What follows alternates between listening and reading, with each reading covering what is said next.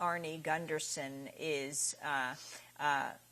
has long worked in the nuclear industry and has very much become a whistleblower around the nuclear industry, former nuclear industry senior vice president who's coordinated projects at 70 nuclear power plants around the country, providing independent testimony on nuclear and radiation issues to the NRC, the Nuclear Regulatory Commission, congressional and state legislatures and government agencies and officials in the U.S. and abroad. He's now chief engineer at Fairewinds Associates and co-author of the Greenpeace report, Lessons from Fukushima. Arnie, it's good to have you back again. We were speaking to you yesterday. Talk about the state of the nuclear power plants along the East Coast as you understand them today. Well, yeah, thanks for having me back. It's always a bad sign when you're back for a second time in a case like this. The worst plant is the plant that we singled out yesterday on Democracy Now!, which is Oyster Creek. Oyster Creek was very close to where the eye of the hurricane crossed into New Jersey. And initially it lost all of its emergency sirens, which isn't unexpected in the event of all this wind. But then afterward it actually had to declare an emergency because the tidal surge was very high. They were within 6 inches of flooding the pumps that cool the nuclear reactor. Those are called service water pumps, and they're right out on Barnegat Bay. So they had to declare an emergency, and they had no sirens to announce an emergency if the situation had gotten worse. Several other plants have shut down. Indian Point, 9 Mile Point, another one down in New Jersey, Salem. And, of course, reports are still coming in. The ones that shut down did go to their diesels to cool. Of course, the problem is that Salem and the Oyster Creek plant, which we just talked about, were in a refueling mode. And what that means is that all of the nuclear fuel is not in the nuclear reactor, it's in the spent fuel pool.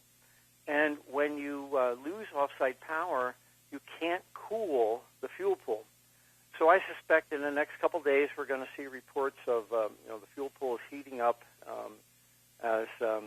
because they were unable to cool the spent fuel pool. What are you most concerned about now? I mean, the hurricane has been downgraded to a post-tropical storm. But what about these nuclear plants and how, for example, Indian Point had to close, I understand, because around 10:45 last night because of external electrical grid issues, according to Entergy Corporation, which operates the plant? I think we'll continue to see power outages, not local power outages where a city goes down, but where the grid goes down. When that happens, the power plant has to shut down. So for the next day or so, we'll see grid disruptions that will cause nuclear plants to shut down. That's what happened at Indian Point. And when the grid shuts down, that's called loss of the of off-site power. And the diesels turn on and provide the power to the plant to keep it cool while the grid is on. So hopefully, when these plants lose their power over the next couple of days, we'll see the diesels turn on, and it's likely, but not for sure, the diesels will turn on. The biggest other concern, though, is flooding.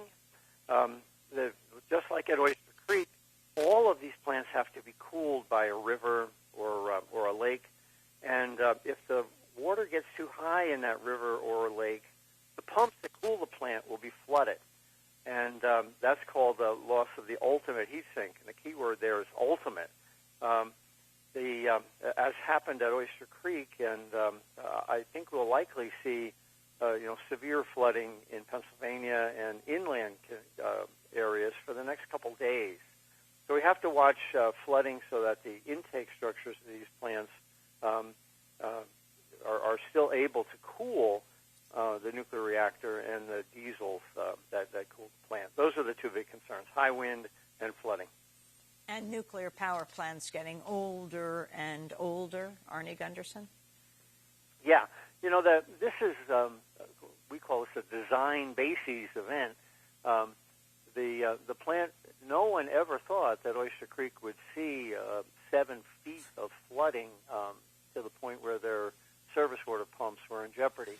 So, this issue of global warming is important because we've got conditions now where what we thought was the worst Mother Nature can throw at us, in fact, she had.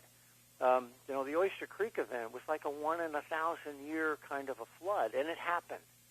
So if these design bases events are occurring, we need to reevaluate these older plants and say, oh, my God, we could have a more significant design basis event than we ever imagined, and we need to reevaluate whether these plants could withstand it. Well, Arnie Gundersen, a nuclear expert, I want to thank you very much for being with us. This is Democracy Now!, democracynow.org, the War and Peace Report. Arnie was speaking to us from Vermont.